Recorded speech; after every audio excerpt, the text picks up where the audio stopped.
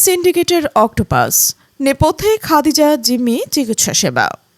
বিস্তারিত থাকছে তদন্ত রিপোর্টের বিশেষ প্রতিবেদনে। সিলেট বিভাগের চিকিৎসা সেবার প্রধান ভরসাস্থল সিলেট এম.এ.জি. ওসমানী মেডিকেল কলেজ হাসপাতাল বর্তমানে চোর ও দালাল চক্রের অভয়ারণ্যে পর্যবসিত হয়েছে। হাসপাতালের রন্ধ্রে রন্ধ্রে শিকড় গাড়া এই অসাধু চক্রের জাতাকলে পিষ্ট হয়ে প্রতিনিয়তই সর্বস্ব হারাচ্ছেন প্রান্তিক পর্যায় থেকে আসা অসহায় রোগী ও তাদের পরিজন। বিশেষত খাদিজা বেগম নামক জনৈক নারীর নেতৃত্বে পরিচালিত একটি দুর্ধর্ষ সিন্ডিকেটের অশুভ ছায়ায় জিম্মি হয়ে পড়েছেন গোটা হাসপাতাল এলাকা। গত 29 এপ্রিল কানাইঘাট থেকে আগত সালমা বেগম এই চক্রের নির্মম শিকার হন। তার কিশোর পুত্রের চিকিৎসার ব্যয় নির্বাহের জন্য রাখা যৎসামান্য অর্থ নিয়ে সখ্যাতার ছলে সটকে পড়ে চক্রের নেত্রী খাদিজা।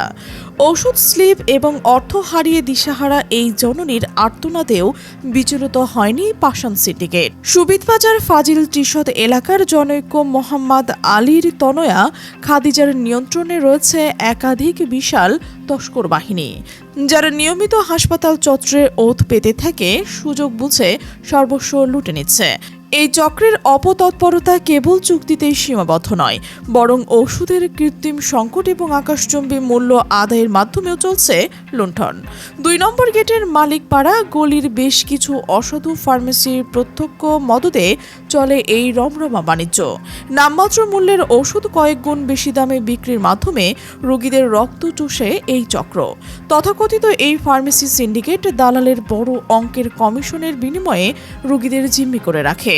অভিযোগের তীর উঠেছে হাসপাতালের নিরাপত্তার দায়িত্বে থাকা কিছু অসাধু কর্মকর্তা ও পুলিশের দিকেও।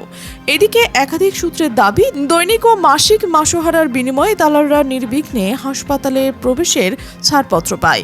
বিশেষ করে 1, 3, 6, 11, 15 ও 26 নম্বর ওয়ার্ডগুলোতে চুরির উপদ্রব চরমে।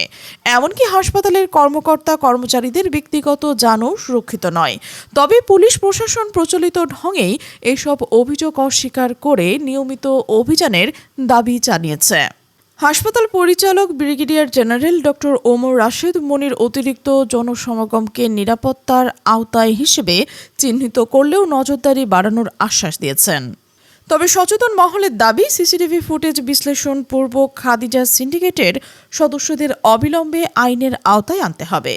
হাসপাতালের অভ্যন্তরে বহিরাগত ও অঅনুমোদিত ব্যক্তিদের প্রবেশ কঠোরভাবে নিয়ন্ত্রণ না করলে এই পুঞ্জীভূত অরাজকতা থেকে নিস্তার পাওয়া দুষ্কর।